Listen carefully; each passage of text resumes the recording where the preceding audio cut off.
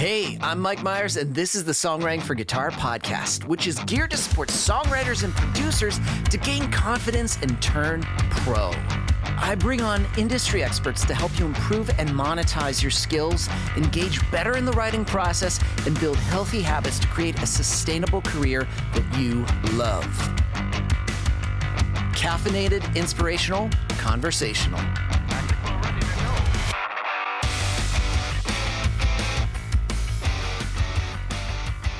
What's up, friends? Mike Myers here with the Songwriting for Guitar podcast, episode 113. You're not ready to work with a producer.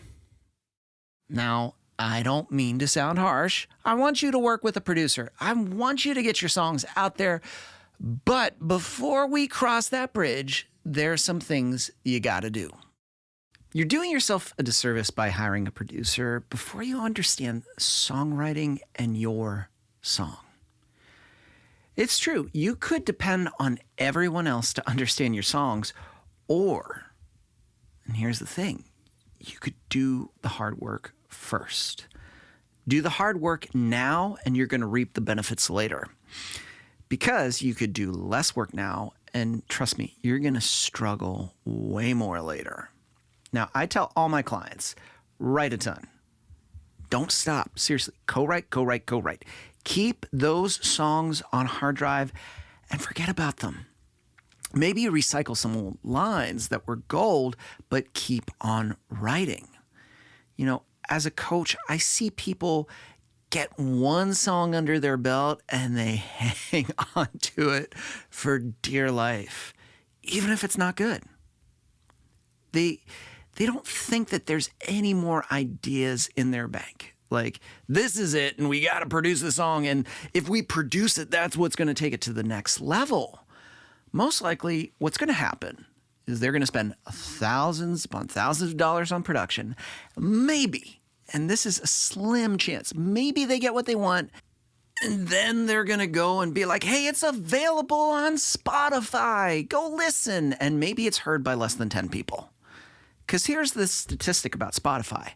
Every day, 60,000 songs are uploaded in one day. So when you realize that statistic, guess what? The song suddenly matters. So here's some top reasons why you might not be ready to record that song. You think your song could be a few different genres, or you say this phrase, I don't know, I'm just letting the song be the song. To me, if the songwriter hasn't yet settled on a distinct musical style, direction for their songs, guess what?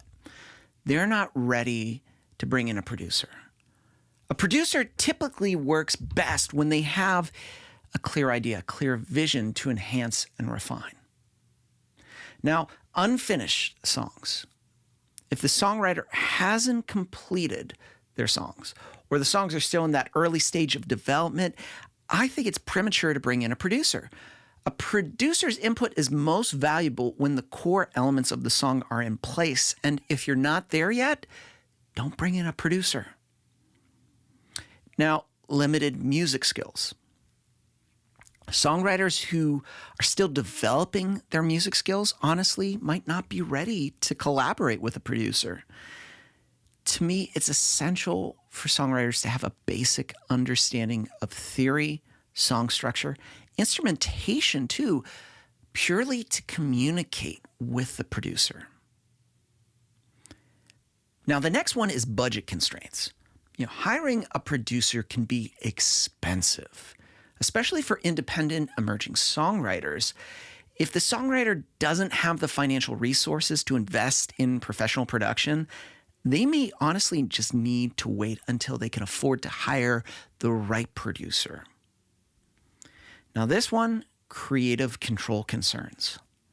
Some songwriters may be hesitant to hire a producer because they fear they're relinquishing control, they're losing control. But it's essential for songwriters to find a producer who understands their artistic vision and is willing to collaborate rather than just grab and take hold of the entire process.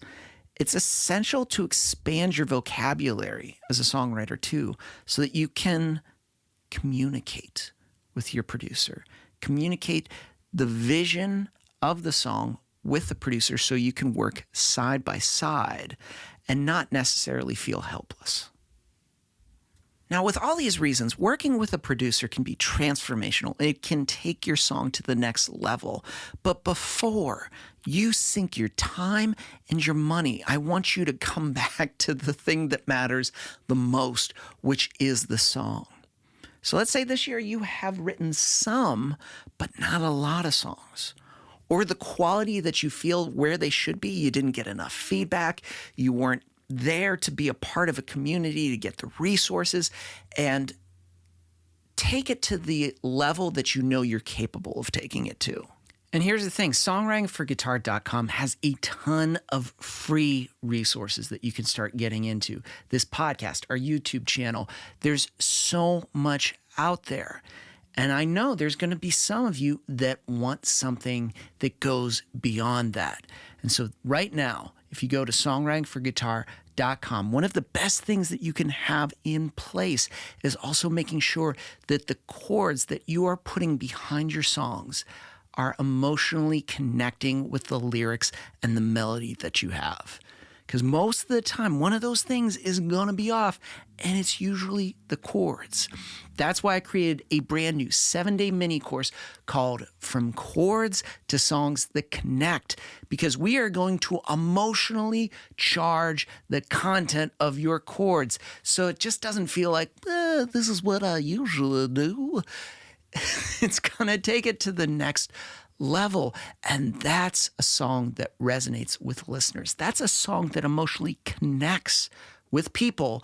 And that's a song that's worth producing. Because every day you're going to get one new module with an actionable step. And guess what? You're going to post it and I'm going to give you feedback. The thing that I'm telling you right now that you need, feedback, we're going to make it happen. So songwritingforguitar.com to go enroll in my 7-day mini course. And that does it for this week's episode. I'm Mike Myers. Thanks for listening.